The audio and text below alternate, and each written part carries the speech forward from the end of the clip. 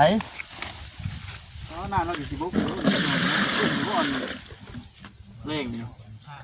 มันจีบช่วงไหนน้องตุ๊กเบิ้งโอ้ยเคยตักอยู่เคยตักน้ำห่างอยู่หิวมากตะกี้ที่น้องเลยหิวไปตักข้าวตักน้ำกินตะกี้กระถางใหญ่นี่ตักไม่ดึงขึ้นมาให้กูถิ่มระเบิดลงน้ำเอ้าพอแล้วหัววันมันง่ายตักน้ำกินได้ค่ะตะกี้อันนี้แค่เที่ยงคอยจังบ่ทำก็ได้ตักน้ำบ่ตักน้ำมีกุ้งน้องตุ๊กเอ้ยสบายดีบ่ทำตักเป็นบ่น้ำใส่คือตักนี่ตะกี้เอาคือมีแต่ขี้ดินน่ะแต่วันแค่เห็นว่าน้ำใส่ชื่อได้มันจะได้ป่ะ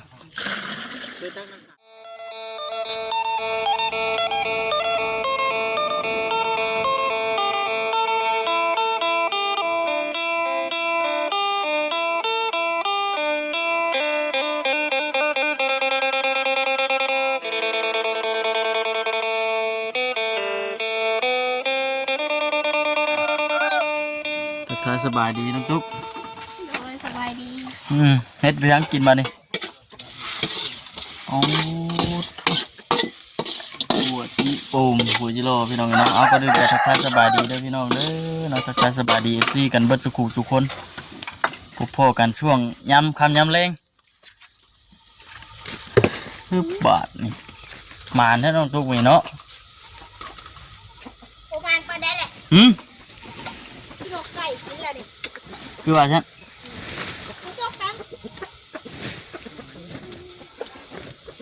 คักแน่ดิน้องอันไซยังบ่มา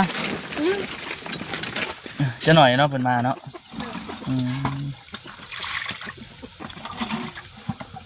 มารอบค่ำพี่น้องเนาะพอดีว่ามาเป็นบ้านเบาโอลิเพิ่นหลังจากที่ว่าได้ไปส่งสการพ่อของบาบอสแล้วก็บาโอลิเพื่อนแล้วก็เป็นพากันเดินทางพี่น้องเนาะเอาพี่น้องเลยก่อนอื่นกะทักทายสบายดีอีกทีหนึ่งนะพี่น้องเด้อเนาะต้องไปตีงดุกเด็กอยู่โอ้ยว่าจะเนาะช่วงค่ำ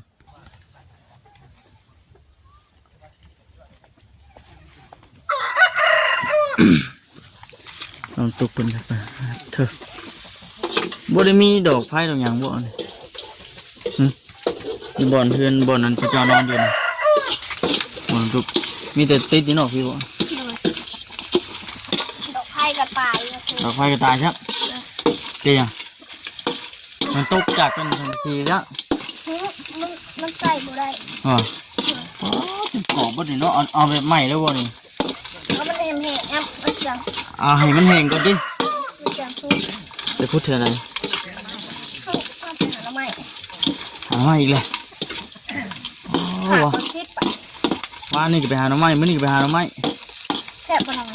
โอ้ครับนึกดูเลยเมื่อฮอดเลยมันแกงเท่าไรเมื่อวานนี่ว่าสิเมื่อตั้งใจเมื่อเกี่ยวเข่าเมื่อฮอดโทรหาโมงไม่ได้เกี่ยวครับเฮ็ดกินถาพัวโอ้ยด่านหูดังนั่นระวังนะเซฟคักปัญญังเนี่ยดังโปตี้เหรอวะป้าเจ้าไม่ได้อยู่ลวกนี่อยากเข้าไปหาคุณกับป้าบ่ไปคนเดียวน้องไปคนเดียวก่อนน้องอยากรู้ไป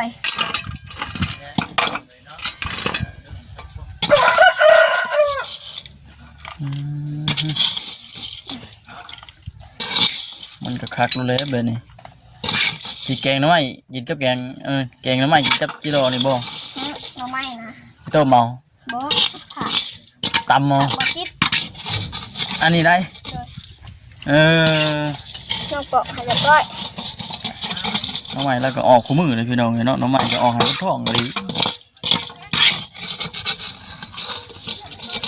เฮ้ยอันนั้นป้าเนาะไหน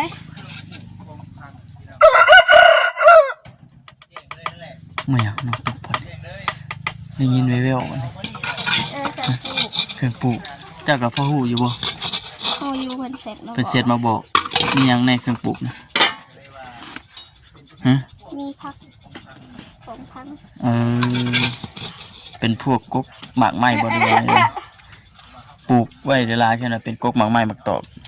เพราะมันเป็นหมากบาสิมาลักเอา วัดบ่ บ่แล้วเบิ่งเลิกบ่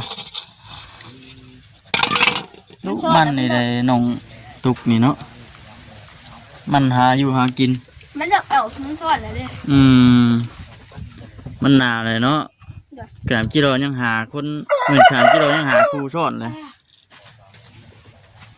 กระพุบกระพาบเราก็เลยพี่น้องนี่นะคุณโอ้ย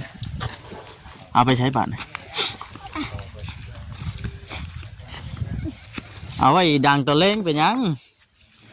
เฮ้ยตะเล้งนะไว้ดังไพ่จักหนึ่งดุงฮะบ่ ป้าไปหันก่อนไปลำบอก ไปใช้ไปก็ไปแล้วไปใช้บัตรโอ้เนาะพักเราก็ช่วยไก่ได้สิมาง่ายไปเบิด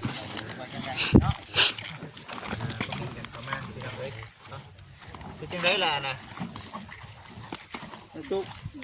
สิหิวได้บ่บอกคำเด้อย่อซอยเด้อบอกคำเด้อ ได้มาบาสิตักให้มา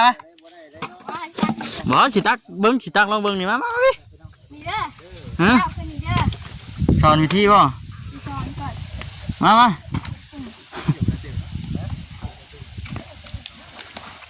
ไห้เอาหน้าเราสิบุกเล่งอยู่มันสิเบิดช่วงไหนน้องตุ๊กเบิ้งโอ้ยเคยตักอยู่เคยตักน้ำห่างอยู่หิวมากตะกี้ที่น้องหิวไปตักข้าวไปตักน้ำกินตะกี้กระถางใหญ่นี่ตักไม้ดึงขึ้นมาให้กูทิ่มระเบิดลงน้ำ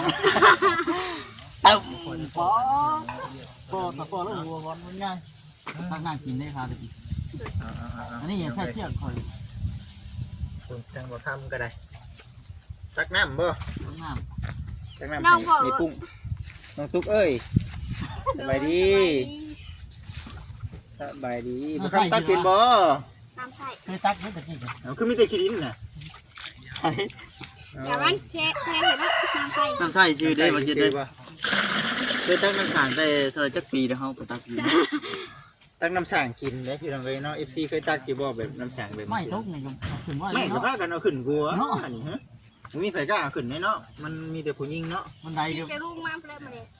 มันบ่มีไม่เสแม่นเนาะ 16ก็ได้นี่ ยังลึกอยู่บน สิบุกแล้วบ่มีน้ำใส่เฮ็ดจังได๋ล่ะบาดมาน้ำบ่ เขาอยากได้น้ ได้น้ำ ำด่าง อืม น้ำพังเนาะ คือสิทางอยู่ไสบัดนี้ เปิดละไก่ตูบน้องไปแล้วบัด ทางไอ้ตูบน้องอยู่ฝั่งนั้นบ่เออเพิ่นให้เจาะบ่ซั่นนี่บ่คำเบิ่ง ดู เอาเบิ่งเลยน้องตุ๊ก โอ้ย บอกแล้วที่ไหนวะ ตักน้ำบ่เป็นได้ดีเด้อ สบายดี นักลงหรือสิบ่ลง ค่อยสอนก็ได้ มาแล้วนี่ บ่เสียนะเห็นบ่ บาทเดียว เปิดขึ้นตักเงาได้บ่ล่ะ ตักน้ำสางกันยัง ยังน้ำไส้อยู่นี่พ่อน้องตุ๊ก บ่ต้องทุกบ่ต้องเงาล่ะมาอันนี้ ให้น้อง ตั ตุ๊ ว ก ตักอีกก่อน อันนี้นะทุกบอกว่าเสียนเพิ่นดู กินน้ำไส้อยู่นี่พ่อ น้ำใส่ น้ำไส้ต้องกินได้ซื้อเอา น้ำใส่ไปซื้อเอา น้ำไส้ซื้อเอา น้ำกินตักสิ อ๋อพิษแล้วว่ะนี่ เให้บ่ซะดีหุ่นบ่แซ่เก็บกล้องให้นะ เห็นแล้วสิหิวบ่ มันจังบ่ได้นั่นเด้ พ่อ มันตักบ่มัน ได้ มาข่อยใช่ ตักดู กับตัก คือตักแต่น้ำสางน่าจะเสียงยอดได้ดี เนาะปากกล้องมันบ่คิดยังนี่ ทุกองค์แห้ง ทางอัน ชื่อคือฉันได้ ทางอันบ่เซนนี่ตะเก้าแล้วตั้งน้ำมันฮดพักเรื่อยเด้ประสบการณ์เราบ่ธรรมดา แต่เบิ่งนู้น นี่วิธีจับนี่พี่น้องนี่เนาะ โอ้กระชิบแบบคือข่อยเมื่อกี้นี่แต่เบิ่งนู้น ตุ้มลุกนี่ต้องกวนซะก่อนต้องกวนซะก่อนลงลิงเนาะ โอ้แต่ละ มันเคยผ่านมาดิเดี๋ยว เอา เนาะ สมัยตะกี้มันน่ะ เอาครับก็เคยตักอยู่นะ พดหมดเกมเลยก็ได้ตักมาเลยก็ได้ ตักบนน้ำฉางเลยบ่เพราะครูเพิ่นน่ะมีเท่านี้บ่ครูรู้สึกเลยเนาะ แล้ว พอได้มาเบิ่งมานั่นอยู่ มันน้ำมันออกบ่ออยู่นี่พ่อ โบมันสิบอกไปเลย สิบ่หรือนี่เนาะเอาไปได้บ่นี่ เอาไปเลยก็ได้ กันเพิ่นบ่ เราตักน้ำได้นะ ใครมา โอ้ลงยางไปได้บ่น่ะบ่ได้เลย เบิดผลแล้วคันว่าหนึ่งย่างขึ้นนั่นนี่ ยางลงไปที่เราเนาะเจ้า ลายแห้งเลย เจ้าลงยาง ลายแห้งเลยมันไปเมื่อวาน บ่อย่าพักเลย ให้เราไปยึดเรากล้ามอยู่ทำไมเนาะสุดยอด อันนี้บ่ลูกน้องมวยก็อยู่นี่เนาะ กินหมี่ แซ่บบ่ พักบ่อยู่นี่เอาแย่นี่เอาหน้าคุณเป็นยังบ่ที่ น้ำฮ้อนลวกนี่ พัก น้ำฮ้อนลวกน้ำฮ้อนลวก บ่ใหญ่พี่น้องคือบ่เช้าแต่กามันคือเช้า บ่เข้าเลย ลูกเตียงน้อยพุ่นเลย8 เดือน อ๋อเพจเป็นบ่ แค่ว่าอยากเช้าต้องแบบผ่าตัดอย่างเดียวพุ่น เนาะน้องตุ๊กเอาใส่ไม้บ้านนี่ สบายดีเด้อน้องตุ๊ก โดยสบายดี สบายดีเขา เฮ้ยเอานี่ใส่นะไอ้ตุ๊กน้ำเลย บ้าน เขา สาวคันกันดีไหม ไม่กัน สอนเพิ่นมีไม้ดิเนาะเสียงดีบ่มีไม้เนาะ ไม่ มีผมบ่ มีผมได้เขายันลงแล้วจัง เวียงนะ โอ้ยเอาไปกับขึ้นผมนี่ ลงกันได้ฮะ มันสิลงแล้วว่ะนี่ เอาไว้บ่ลงดอกเท่าน่ะ อยู่ได้ตัวได้ของบ่าวน่ะผมว่าสิดีเทิง จะได้เทิงเนาะ ๆเอา เอาที่กันเอาไปคนละข้างเนาะเอาไปคนละข้าง เพิ่นข้างเพิ่นข้างใครในแต่บ่จิตกับบ่คำบ่เคยใช้เนาะ ของว่าไว้เพื่อควรก็ ลู ได้ กบัตร เด้อบัดนี้เนาะเบิ่งนี่เพิ่นอยู่นี่เพิ่นนะ เนี่ยเพิ่งเนาะแกมาเล่นกับก้อนมันติดกันมันใกล้กัน ไม่เล็กบ่ เด็กบ่ เด้ๆนี่ เป็น จะติดบ้งครัวของเจ้าน่ะของบ้านน่ะ ที่ใส่รูปนี้ก็ได้นี่ใส่ย้อนก็ได้น่ะ ขอบใจเด้อ เอาห่างกันนะ ห่างกันมันจิบ โอ้ยเนาะ มีไหม ไม่อะ ไม่เป็นเหตุแล้ว ไม่เป็นเหตุหรอกสังเกตได้ติ โมเมนต์ อ้าว เอ้าโอ้ บ้าพี่นะบ้าสิบ่ใช่หรอก ลงมาใช่ อย่ามันตก จุ่มตรงนั้นโอ้ย เราเองเด้เนาะ ของใหม่เป็นยังอยู่เลย นี่แหละนะไป ก็ได้สิหาคิดถึงได้ยังบ่ได้อยู่ งานเข่าได้สิ เสียเสื้อผ้า เห็น เมื่อ ไห้ดูน้ำตะแคงของไห้แท้แบบนี้ เห็นอยู่นะเหมือนน่ะ เห็นอยู่ใช้ เดี๋ยวเพชร เพชร ของพิศดาบ่อ๋อเนาะโอ้ราศีหนึ่งราศียังนี่น่ะ ขาวเขาคิด ถามว่าจิต ฝากของฝากว่าชิด เอาแล้ว คนมาทำกัน3-4 คนบาท ทิปเนาะ โอ้บ่ชิดได้กับทีมงานก็ดีใจแล้วแม่คนอันก็ได้นะ คนละยอดเนาะคนละยอด เสียใจโมโยกก็ชื่อได้ อ๋ออันนี้ของมาแสนตัวนี้นี่มันอ้วนนี่ เป็นยังบ่ชิดได้เฮาก็ดีใจแล้ว มือใหม่ก่อนนะใหม่หลายๆแบบ ตอนนี้มันคิดได้กินเนาะเนาะ บ่คำได้แล้วมือวานนี่บ่คำได้แล้วแหละอย่า ว่า ละ นั่งตุ๊กกับกินตะเกียงเราไม่บ่ เป็นไงท้อง ไปฝาก ท้องใส่เห็นไหม ไปฝากเลยบ่ การได้แน่ สุดนี่สิไปผ่าหมอ ฮะ หมอเพิ่นหนักสุดนี่ ไปแล้วบ่ ไปแล้วเทื่อหนึ่งเพิ่นว่าสุดนี่สิมาพักเพิ่นว่า ชุดนี้จังมาผากแบบนี้บ่ ชุดไหนชุดนี้ มือใดโดด มือไหนสิไปฝากบ่ เป็นนัดมือบ่มือใดเป็นนัดน่ะ มือพุดวันพุด วันพุธสิฮอดนี่บ่อื่นมื้อมาตึง มือ วันจันทร์มื้อวันคานมาตึงพุ่นแหละ เก็บบ่ มาต่อ เก็บท้องอย่างบ่ เจ็บไปเสียนมื้อน่ะ เสียน มือมึงจะไปเชียนใหม่อีกบ่คนดินแห้งเนาะ ก็ใครต้องดีดบ่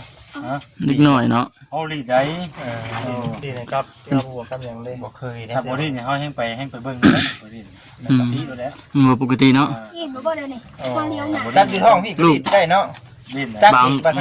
บางคนนี่นอดมือผู้ใดบ่จิตเลยเห็นนอดมือน้อยผู้ใด ปั้นซุกไม่ โอ้ย ผู้ใดท้องบาง เนาะ เนาะ เจ้าน่ะ เอาไว้ ยอมตุ๊ก บ่ ก่อน ถ้าเราสิดีได้เราสิดีก็มีได้เราสิดีก็มีได้มื้อนี้มีเพิ่นมาได้มื้อนี้น่ะ เนี่ยมาไม่ได้ดูรู้บ่ โอ้ยบ่จิตเพราะเพิ่นจังว่าซื้ออันนั่นให้เฮากินมื้อลมดีเด้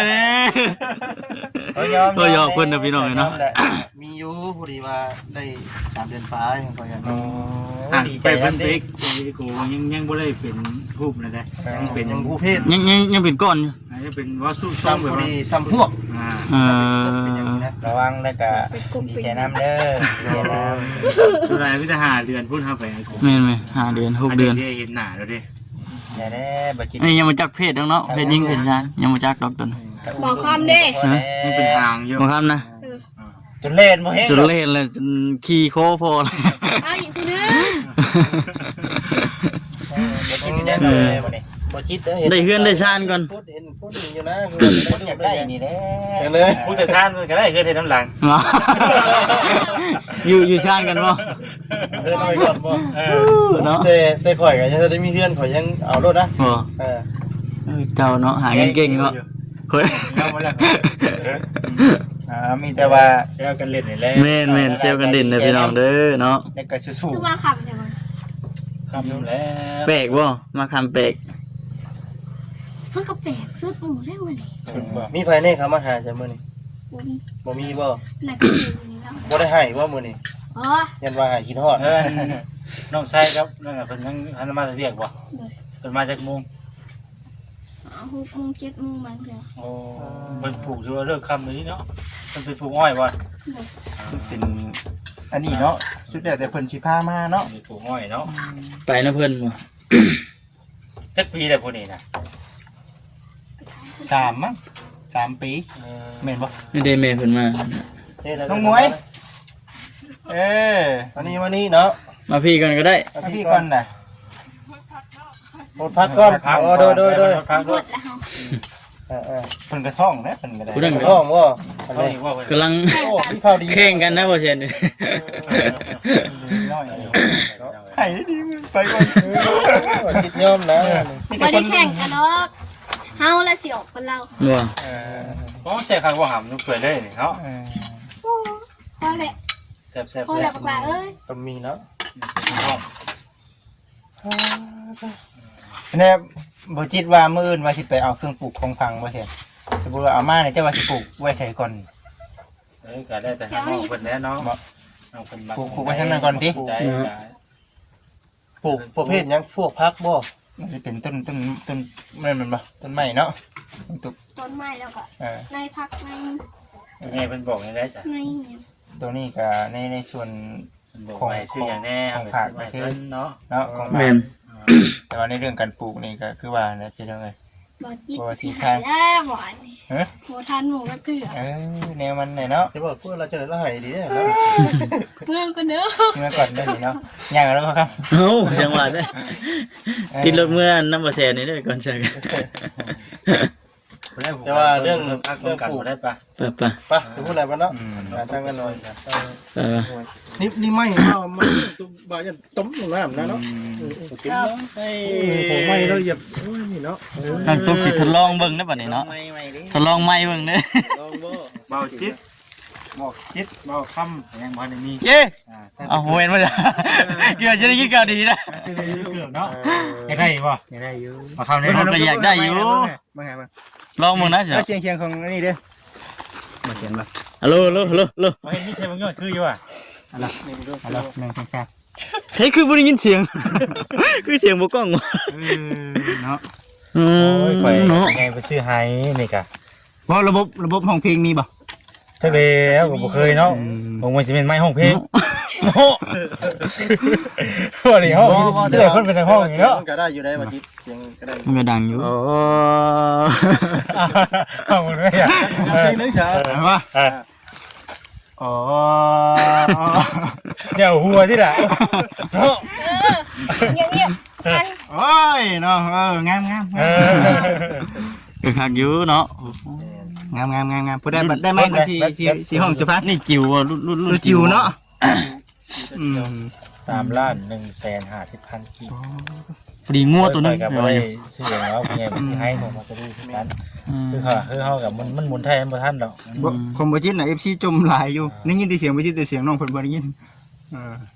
บ่จิตน่ะเสียงดังอยู่เด้อบ่จิต แม่ได้ยินแต่เสียงบ่จิต เนาะ พี่น้องเอ้ยเออ ใจกันก็ ดีใจน้ำดีใจ มัน น้ำ ก็ดีใจน้ำคือกัน ยังกิ้วเนี่ยว่ะกล้อง ห้องคิว กล้องกิ้ว กล้องนี่ยังบ่มันเป็นไดยังบ่ทันได้ชุดกล้องยังอยู่ระดับกลางอยู่ เอาไปจับก็ดีใจเลยพี่น้องเอ้ยเนาะ เอานอนฝันอันนั้นบ่แรงเด้อ ข่อยก็สินอนละมือเพื่อพันไปก่อนข่อยก็ได้ ฝันเอาก่อนเด้อ มื้อนี้ อยากให้อยู่แน่เนาะที่บ่แทนก็สิซื้อให้แล้ว บ่มีเกันดิ เรื่องบ่มีไปซื้อให้อีกกัน จิตน่ะอยากให้ เปิดหัวน่ะเนาะเอาไปใช้ก้นสบายดีเพิ่นยังบ่ทันได้เฮ็ดครับนี่ เนาะ เนาะ ปึ๊บพระเอกจุเจ้ามาละบาทนี่ ปลูกข้าวยังกันน่ะ พูดพักบ่